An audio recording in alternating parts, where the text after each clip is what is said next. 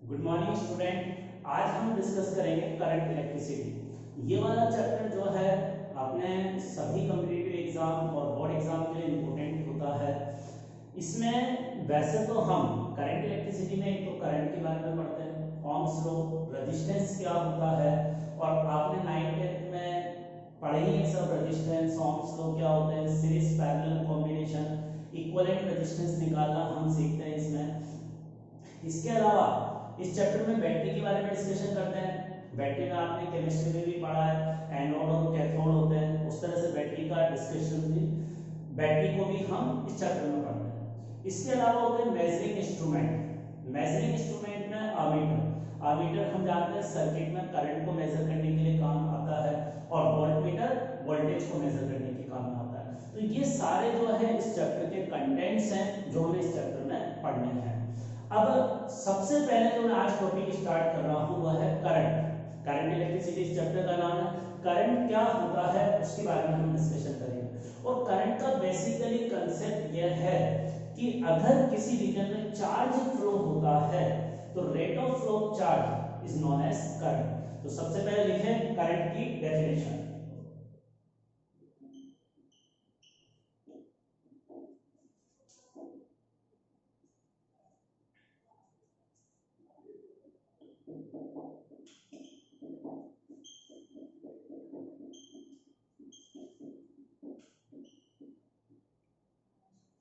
Rate of flow of charge. Rate of flow का मतलब, rate जब भी आ जाता है इसका मतलब होता है differentiation with respect to time. और किसका? चार्ज का। तो चार्ज को अगर हम टाइम के रिस्पेक्ट में डिफरेंशिएट करेंगे तो वो करंट के बराबर होगा। तो करंट का फॉर्मूला क्या आ गया इस डेफिनेशन से? या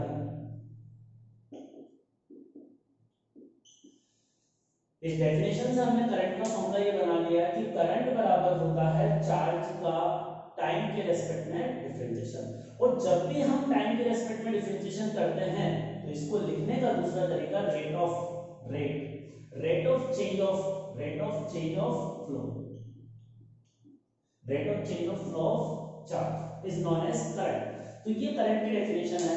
अब देखो हम ये भी जानते हैं, 11th में मैथमेटिकल टूल्स में पढ़ा है डिफरेंशिएशन, इंटीग्रेशन।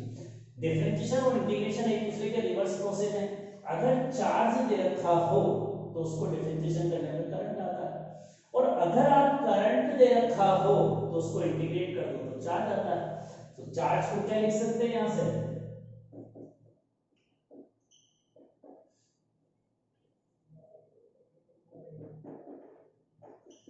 अगर मुझे क्वेश्चन में करंट दे रखा है तो उस करंट को इंटीग्रेट करूंगा तो चार्ज आ जाएगा। तो चार्ज को निकालने का तरीका यह है। अच्छा, एक और चीज आपको पता है, डिफरेंशिएशन का ग्राफिकल मतलब क्या होता है? डिफरेंशिएशन का ग्राफिकल मतलब होता है स्लोप। डिफरेंशिएशन का ग्राफिकल मतलब क्या होता है? स्लोप। अगर चार्ज और टाइम में ग्राफ दे रखा हो तो उस ग्राफ का स्लोप करंट के बराबर होगा। तो ग्राफ का स्लोप जो है करंट के बराबर होगा। और इंटीग्रेशन का ग्राफिकल मीनिंग क्या होता है? इंटीग्रेशन का ग्राफिकल मतलब क्या है? एरिया। तो अगर मुझे करंट और टाइम में ग्राफ दे रखा हो तो उस ग्राफ और टाइम एक्सिस के बीच का एरिया चार्ज के बराबर होता है। जैसे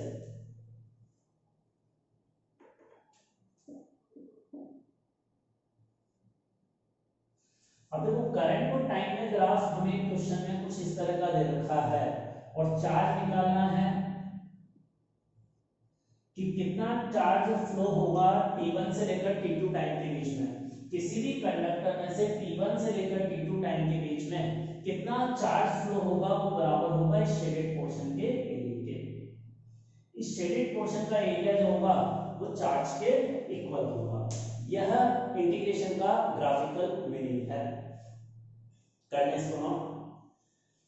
अब इसके बाद हम करंट के बारे में कुछ और पॉइंट डिस्कस करते हैं।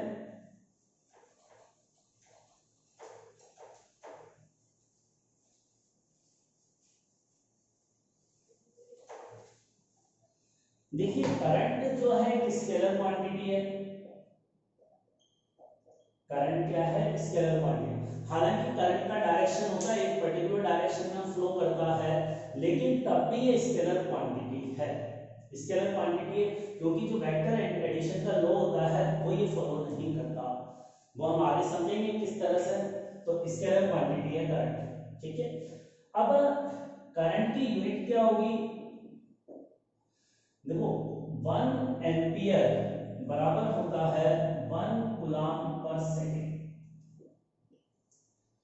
करंट की दो यूनिट हम जनरली यूज करते हैं, एम्पियर में भी मेजर करते हैं और कूलम पर सेकेंड। ऊपर चार्ज है ना, चार्ज की यूनिट कूलम और नीचे टाइम है उसकी यूनिट सेकेंड, तो कूलम पर सेकेंड ये करंट की यूनिट आ गई। तो 1 ampere is also equal to 1 coulomb per second.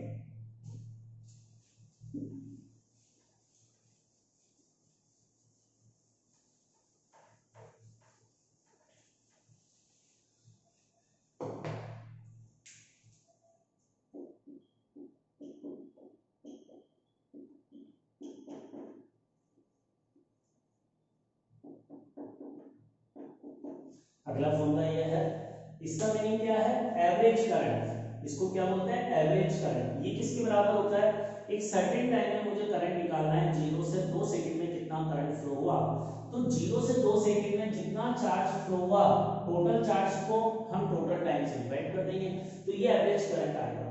और ये है इंस्टेंटेनियस करंट। ये कौन सा करंट है, इंस्टेंटेनियस करंट। इसको हम सिंपली करंट भी कह सकते हैं और इंस्टेंटेनियस करंट भी कह सकते हैं। अब जैसे दोनों में बेसिक डिफरेंस क्या होता है उस पर एक एग्जांपल कराता हूं।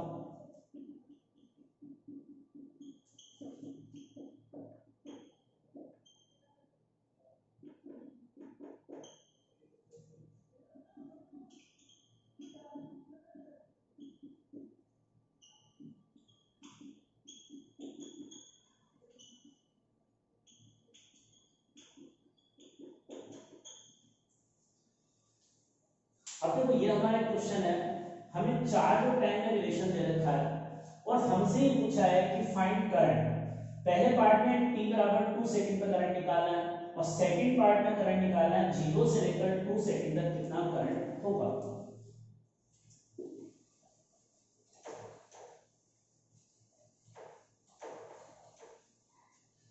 अब देखो जैसे अगर 2 सेकंड पर करंट निकालना है एक पर्टिकुलर टाइम पर, तो ये फॉर्मूला लगेगा। और अगर मुझे करंट 0 से लेकर 2 सेकंड तक निकालना है तो हर टाइम पे करंट अलग अलग है। अब 0 से 2 सेकंड तक करंट निकालना है, इसका मतलब एवरेज करंट निकालना है। तो फर्स्ट पार्ट में तो हमें पर्टिकुलर टाइम पर करंट निकालना है कि t बराबर 2 सेकंड पर ही कितना करंट हो, और सेकंड पार्ट में 0 से 2 सेकंड तक करंट मतलब एवरेज वैल्यू निकालनी है। तो सॉल्यूशन, फर्स्ट पार्ट,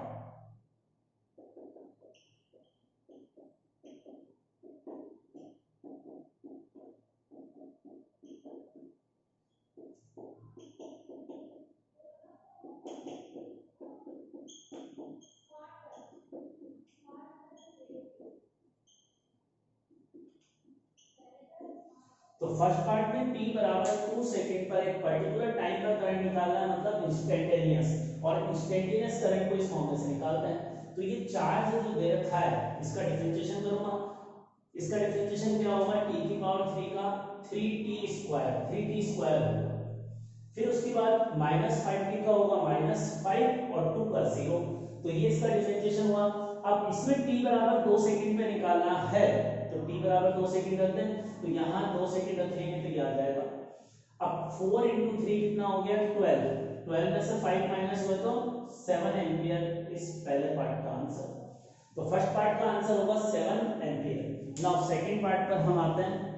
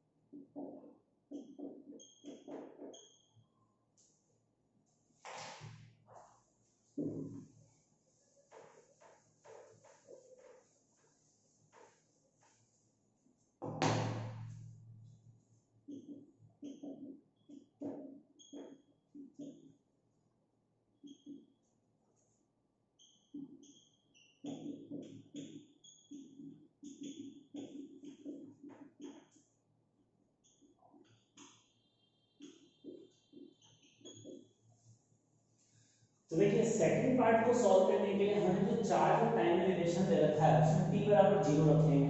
तो t बराबर 0 रखने से चार्ज आया 2 और t बराबर 2 सेकंड रखने पर चार्ज कितना है इसके इक्वल। अब इन दोनों का डिफरेंस फ्लो ऑफ चार्ज होगा। भी t बराबर 0 पर इतना चार्ज था और 2 सेकंड के बाद चार्ज दिया है तो कितना चार्ज चेंज हुआ, डेल्टा q क्या होगा q2 q1 तो -2 के बराबर आया। अब -2q आने के बाद delta q divide by delta t तो -1 एंपियर आ गया। अब माइनस साइन क्या इंडिकेट करता है कि इस वाले केस में जब से प्लस साइन आया था +7 एंपियर, +7 एंपियर का अगर करंट का डायरेक्शन इधर है, राइट हैंड साइड को पॉजिटिव मान रहा हूं, तो इसमें एवरेज करंट नेगेटिव आने का मतलब है करंट लेफ्ट में होगा 1 एंपियर के बराबर। तो ये माइनस साइन इंडिकेट करता है करंट फ्लो। अब देखिए अगला टॉपिक है चार्ज कैरियर। चार्ज कैरियर का मतलब होता है किसी भी चीज में से जो चार्ज फ्लो होता है ना, तो जो चार्ज इधर से उधर जाता है उसमें कौन सा चार्ज पार्ट लेता है उसी को हम चार्ज कैरियर कहते हैं। जैसे कहीं इलेक्ट्रॉन अगर जा रहा है तो इलेक्ट्रॉन चार्ज कैरियर हो गया। तो बेसिकली ये जिसके थ्रू करंट किसी चीज में से फ्लो होता है उसको हम चार्ज कैरियर कहते हैं। जैसे मान लो हाथ में मैं चार्ज पकड़ के दौड़ूंगा तो मेरे हाथ के कारण चार्ज फ्लो हुआ तो मेरा हाथ कैरियर है। क्लियर हुआ। तो कैरियर का मतलब यह है जिसमें बैठकर चार्ज है, जो चार्ज है जिसके कारण फ्लो हो रहा है उसको हम चार्ज कैरियर कहते हैं। नाउ इन कंडक्टर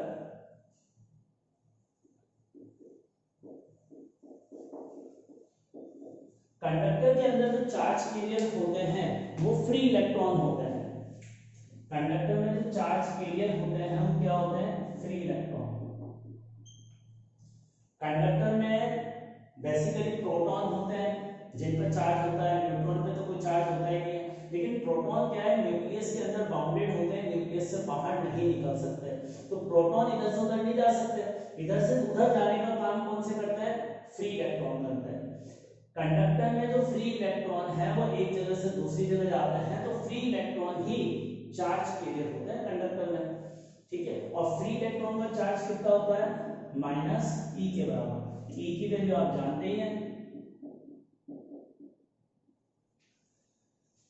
ना।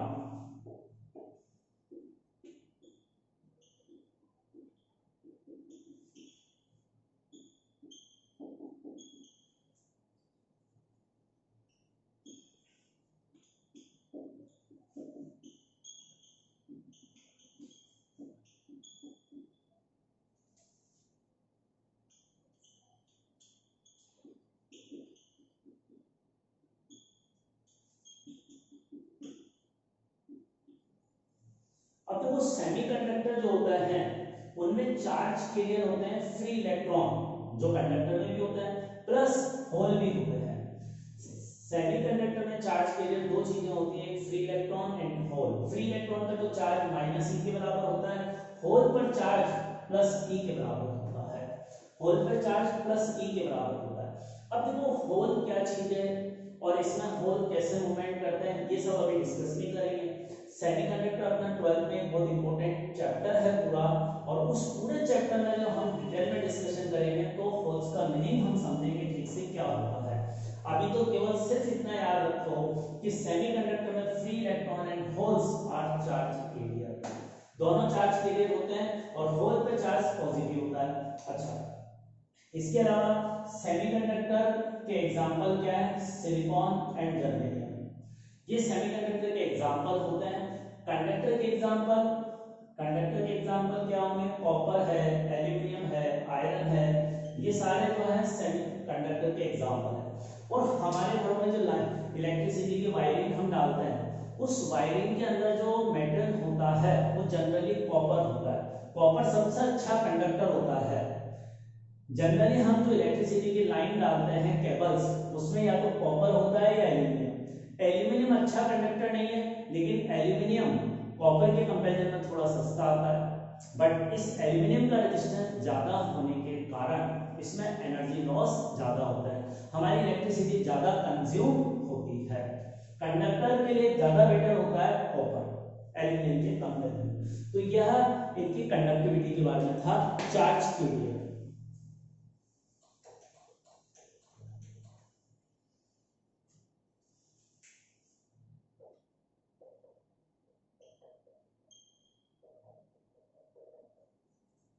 अब आप इलेक्ट्रोलाइसिस जानते ही हैं, जैसे बैटरी वगैरह यूज करते हैं, बैटरी में हमने NaCl का सॉल्यूशन लिया तो उसमें सोडियम आयन अलग हो जाता है, क्लोरीन आयन अलग हो जाते हैं।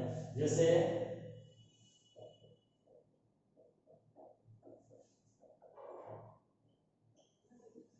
तो इसको NaCl को हम अगर पानी में घोलते हैं तो सोडियम आयन अलग हो जाते हैं, क्लोरीन आयन अलग हो जाते हैं, तो ये अपने आयंस में डिसोसिएट हो जाता है। अब बैटरी के अंदर जो इलेक्ट्रोड डालते हैं ना, पॉजिटिव आयन एक इलेक्ट्रोड की तरफ जाते हैं, नेगेटिव आयन दूसरे इलेक्ट्रोड की तरफ जाते हैं, और आयन का चलना, आयन का चार्ज है, और अगर कोई भी चार्ज चलता है तो it is equivalent to current. तो इस तरह से बैटरी के अंदर इन आयन के थ्रू करंट फ्लो होता है। तो हमने सीखा कि जो कंडक्टर होते हैं उसमें तो करंट किस कारण फ्लो होता है, फ्री इलेक्ट्रॉन के कारण। सेमीकंडक्टर में करंट फ्लो होता है फ्री इलेक्ट्रॉन एंड होल्स के कारण, और इलेक्ट्रोलाइसिस में करंट फ्लो होता है due to positive and negative ions के कारण। तो इलेक्ट्रोलाइसिस में जो करंट फ्लो होता है वो आयंस के कारण होता है, पॉजिटिव एंड नेगेटिव आयंस के कारण। करना इसको नोट। अब देखो अगला पॉइंट है small n is equal to होता है number of free electron divided by volume.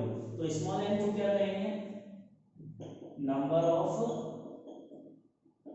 Free electron per unit volume. अब इसको समझने के लिए कंडक्टर, हम इस चैप्टर में मेनली कंडक्टर के बारे में डिस्कशन करेंगे, और कंडक्टर में चार्ज के लिए क्या होते हैं जिनके कारण करंट फ्लो होता है, फ्री इलेक्ट्रॉन। तो उस कंडक्टर के अंदर जो फ्री इलेक्ट्रॉन होते हैं उस चीज को समझने के लिए हम एक टर्म डिफाइन कर रहे हैं, number of free electron per unit volume.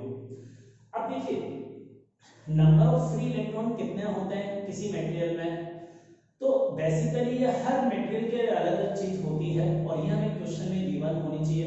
हम ये जनरली ऐसा होता है कि किसी भी मटेरियल में एक एटम के साथ एक फ्री इलेक्ट्रॉन होता है, एक के साथ दो भी हो सकते हैं, तीन भी हो सकता है, ऐसा कोई जरूरी नहीं है।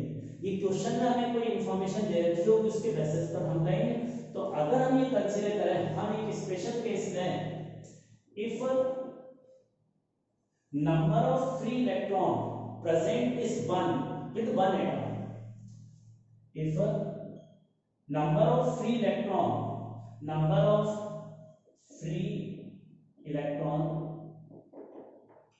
with one atom is 1, अगर एक एटम के साथ एक फ्री इलेक्ट्रॉन अवेलेबल है तो मैं ये लिखूं कि number of free electron is equal to number of atom. Number of free electron is equal to number of atom होगा। अगर एक फ्री इलेक्ट्रॉन अवेलेबल है एक एटम के साथ तो जितने एटम है उतने नंबर ऑफ फ्री इलेक्ट्रॉन, और मुझे यहां लिखना होता है नंबर ऑफ फ्री इलेक्ट्रॉन, यहां नंबर ऑफ फ्री इलेक्ट्रॉन लिखना होता है। अब देखो नंबर ऑफ एटम का फॉर्मूला क्या होता है,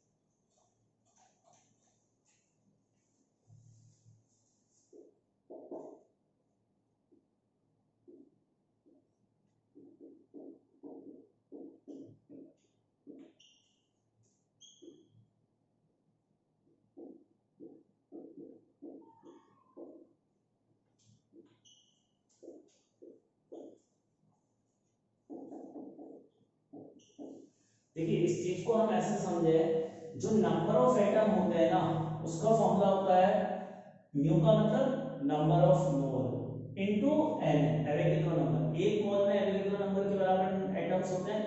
अगर हमें टोटल नंबर ऑफ एटम निकालना है तो टोटल नंबर ऑफ मोल को हम इस एन से मल्टीप्लाई करेंगे। और नंबर ऑफ मोल कैसे निकालते हैं, total mass divided by molecular weight. जो भी हमने सब्सटेंस लिया है, लेकिन मान लो 1 kg का 1 kg कॉपर हमने लिया है, तो 1 kg यहाँ आ जाएगा और कॉपर का मोलिकुलर वेट आ जाएगा जो फिक्स होता ही है, और Na तो फिक्स होता ही है ना, Na की वैल्यू आपको याद है, Na की वैल्यू ये होती है। तो Na बहुत ज्यादा क्वांटिटी होता है, मोलिकुलर वेट हमें पता होता ही है हर मटेरियल का, तो मोलिकुलर वेट यहाँ रखकर मैं नंबर ऑफ एटम निकाल सकता हूँ, और नंबर ऑफ एटम को यहाँ रखूंगा तो ये वाली quantity number of atom divided by volume, volume को V के सिंबल से बताया, अब मास डिवाइडेड बाय वॉल्यूम क्या होता है, डेंसिटी, तो रो यहाँ पर जो सिंबल है ये डेंसिटी का है। अब देखो जो भी कोई मटेरियल हमें दे रखा है, जैसे मान लो कॉपर है, कॉपर की डेंसिटी फिक्स होती है, Na तो यूनिवर्सल कांस्टेंट है ही, कॉपर का मॉलिक्यूलर वेट भी फिक्स होता है, तो इसका मतलब इस स्मॉल n की वैल्यू कॉपर के लिए फिक्स पैरामीटर है, चाहे मैं कॉपर 1 kg लूं या 100 ग्राम लूं, दोनों के लिए स्मॉल n की वैल्यू सेम होगी। तो small n for given material is a positive scalar constant, ये स्मॉल n का मतलब है। अच्छा एक और चीज, ये स्मॉल n की वैल्यू तब है जब हम ये कंसीडर करें कि एक एटम के साथ एक फ्री इलेक्ट्रॉन अवेलेबल है, लेकिन अगर एक एटम में 2 फ्री इलेक्ट्रॉन हो, अगर एक एटम में 2 फ्री इलेक्ट्रॉन हो तो यहाँ 2 से मल्टीप्लाई हो जाएगा ये क्वांटिटी, ये 2 से मल्टीप्लाई हो जाएगा, 3 होंगे तो 3 से मल्टीप्लाई हो जाएगा, तो ये इसका मीनिंग है। तो ये हमारे पास एक फॉर्मूला बन गया स्मॉल n को निकालने का।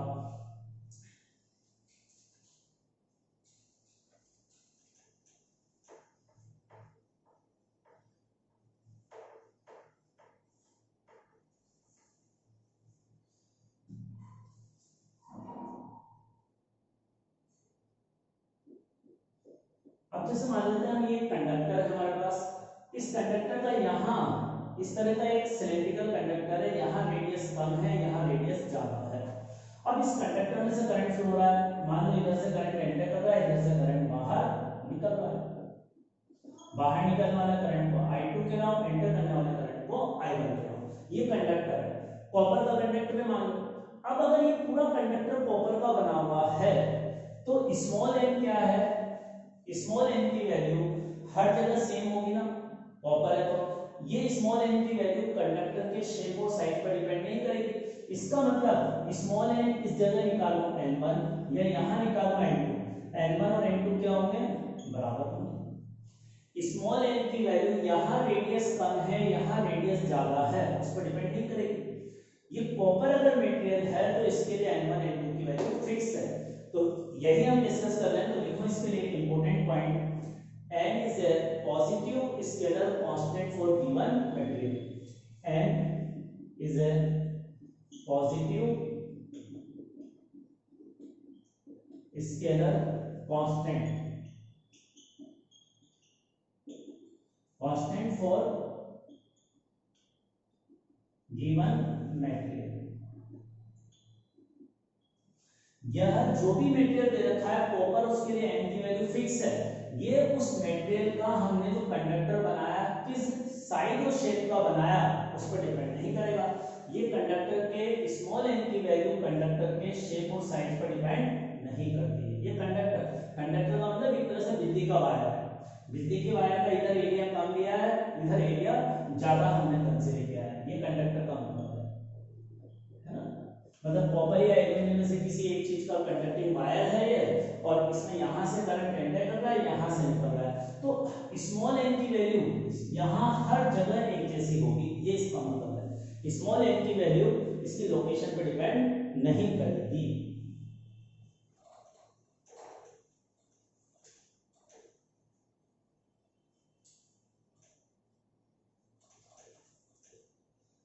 अब देखो इसके अलावा जैसे मान लो यहां से करंट एंटर कर रहा है, अब इस कंडक्टर में से करंट फ्लो हो रहा है ना, तो किसी भी अगर कंडक्टर में से करंट फ्लो होता है तो that conductor is electrically neutral. Current carrying conductor, अगर किसी कंडक्टर में से करंट फ्लो होता है तो वो कंडक्टर इलेक्ट्रिकली न्यूट्रल होता है। इलेक्ट्रिकली न्यूट्रल का मतलब उस कंडक्टर पे टोटल चार्ज जीरो होता है, उस कंडक्टर पे टोटल चार्ज जीरो होता है। लिखें इस पॉइंट को, इंपॉर्टेंट रिजल्ट है।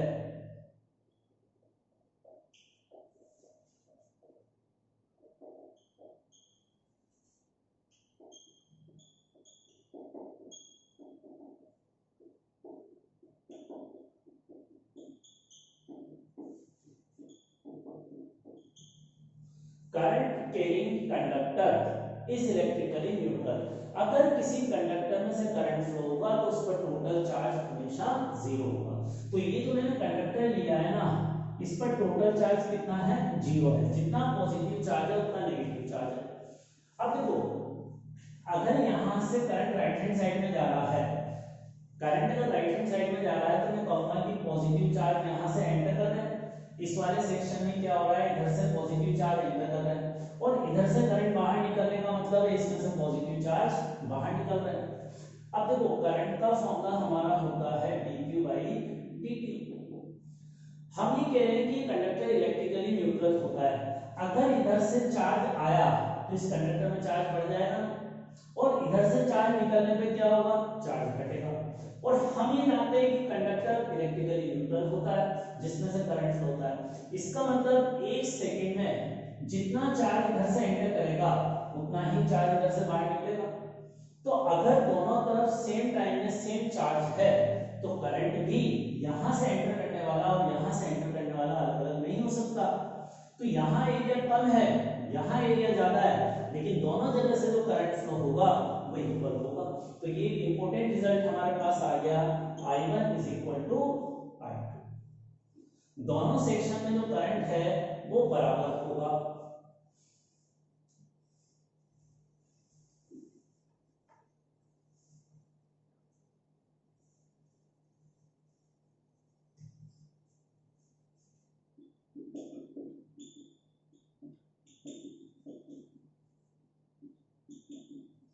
अब देखो, ये बराबर करंट कितना होगा वो ये निकालता है। पर डेल्टा क्यू का मतलब क्या है, जो चार्ज एंटर करेगा। अब मान लो यहां से जो चार्ज एंटर कर रहा है ना, इस जगह पर उसकी वेलोसिटी v है। चार्ज के एंटर करने की वेलोसिटी v के बराबर है।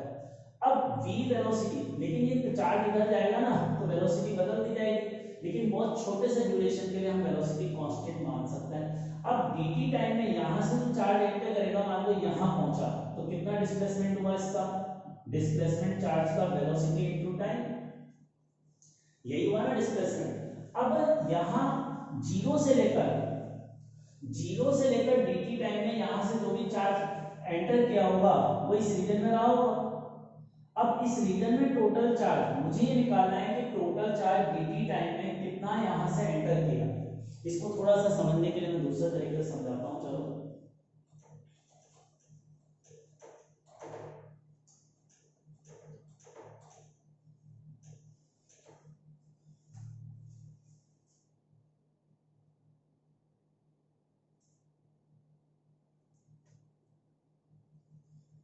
यहां से जो करंट है एंटर कर रहा है ना, v वेलोसिटी से। अब एक बहुत छोटा सा टाइम dt इंटरवल कंसीडर करूंगा तो उसमें ये चार्ज कितनी डिस्टेंस ट्रेवल करेगा, ये डिस्प्लेसमेंट किसके बराबर होगा, वेलोसिटी इनटू टाइम के बराबर होगा। अब यहां से यहां एंटर करने में तो जो भी चार्ज यहां से 0 t बराबर 0 से t बराबर डेल्टा t टाइम इंटरवल के अंदर एंटर किया, जो 0 पर एंटर किया था वो तो यहां से यहां पहुंचने में उसको पूरा dt टाइम मिला।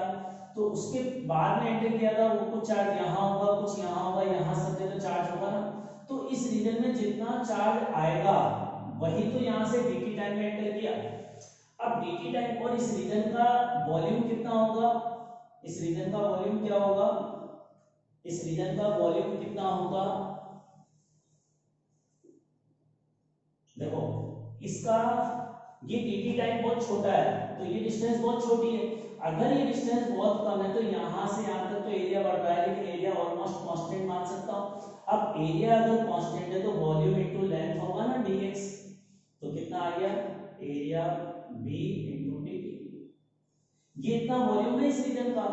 अब इस वॉल्यूम के अंदर कितना चार्ज है, इस वॉल्यूम में चार्ज कितना है उसको देखो। स्मॉल n का मतलब क्या था, number of free electron per unit volume. तो अब इसमें ये पर यूनिट वॉल्यूम था, n डिवाइडेड बाय t था ना, और v का मतलब यहां वॉल्यूम था। तो इस रीजन में जितने फ्री इलेक्ट्रॉन है वो सारे यहां से एंटर करके आएगा। तो dt टाइम में कितने इलेक्ट्रॉन यहां से अंदर एंटर किए उनकी संख्या निकालनी है तो वह n के बराबर होगी, और वॉल्यूम ये वाला लिख दो। तो नंबर ऑफ इलेक्ट्रॉन जो एंटर किए वो मेरे पास कितने आएंगे, small n a b into d t. अब ये एन क्या चीज है, स्मॉल टाइम इंटरवल dt में यहां से जितने इलेक्ट्रॉन एंटर कर रहे हैं उनकी संख्या नंबर ऑफ इलेक्ट्रॉन है, और नंबर ऑफ इलेक्ट्रॉन अगर ये है तो जो चार्ज एंटर करेगा वो किसके बराबर होगा, चार्ज बराबर क्या होगा, नंबर ऑफ इलेक्ट्रॉन इनटू एक इलेक्ट्रॉन का चार्ज। टोटल चार्ज यहां से कितना एंटर किया भाई, ये तो n तो क्या है, जितने नंबर ऑफ इलेक्ट्रॉन एंटर किए। अब एक इलेक्ट्रॉन पे चार्ज कितना होता है e, तो टोटल चार्ज जो एंटर किया वो इसके बराबर है। अब ये वाली वैल्यू यहां dq की वैल्यू रख देते हैं, तो क्या हो जाएगा n a b dt into e। अब यहां से करंट का dq से dt कैंसिल हो गया ना, तो करंट का एक्सप्रेशन क्या आ गया, इसके बराबर। तो ये इंपॉर्टेंट फॉर्मूले का डेरिवेशन हमने किया कि करंट और इसमें v का मतलब क्या है, वेलोसिटी। v का मतलब क्या है, वेलोसिटी। a का मतलब है एरिया। कर ले इसको नोट। अच्छा एक और चीज, यहां एरिया किस जगह का है, देखो एरिया का मतलब है यहां जो कंडक्टर है इसका यहां एरिया अलग है, यहां एरिया अलग है, यहां एरिया अलग है। तो मान लो मैं इस जगह का एरिया लेता हूं, इस जगह का एरिया मैंने a कंसीडर किया। अब देखो यहां से जो चार्ज अंदर एंटर करेगा ना, यहां उस चार्ज की या इलेक्ट्रॉन की वेलोसिटी अलग होगी, यहां अलग होगी, यहां अलग होगी। अगर इसको बोलते हैं नॉन यूनिफॉर्म शेप का कंडक्टर, यहां एरिया अलग है, यहां एरिया अलग है। अब यहां हर जगह एरिया अलग अलग है, लेकिन यहां से जितना करंट एंटर कर रहा है उतना ही करंट यहां से बाहर निकल रहा है। तो अगर हम इन दो जगह पर, इस वाले पॉइंट पर और इस वाले पॉइंट पर ऑब्जर्व करें, इन दोनों पॉइंट पर चीजें हम ऑब्जर्व करें, तो इस मामले में क्या क्या चीज दोनों जगह सेम है, करंट सेम है ना, करंट की वैल्यू अभी डिस्कस की थी I1 I2 बराबर है, करंट सेम है। और क्या सेम है, स्मॉल n की वैल्यू सेम है। स्मॉल n तो कंडक्टर की प्रॉपर्टी होती है ना, यहाँ कॉपर है, यहाँ एल्यूमिनियम थोड़ी है, सब जगह कॉपर ही है, तो कॉपर की तो हर जगह n सेम होगा।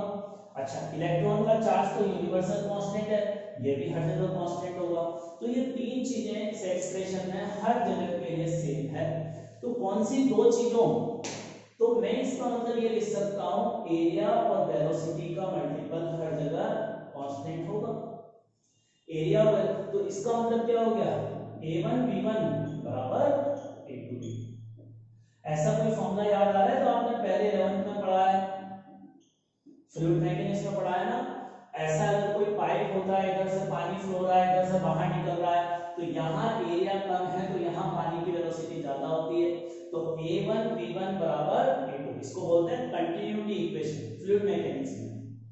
तो ये कंटिन्यूटी इक्वेशन, और ये करंट फ्लो होना भी एक तरह से पानी से है कि भाई यहाँ टोटल पानी कांस्टेंट रहेगा, तो किसी भी टाइम में यहाँ से जितना पानी 1 सेकंड में एंटर करेगा उतना ही पानी दूसरी तरफ से 1 सेकंड में बाहर निकलेगा। तो ये इसका मतलब है कंटिन्यूटी इक्वेशन ये है इसकी, कर लें इसको हम।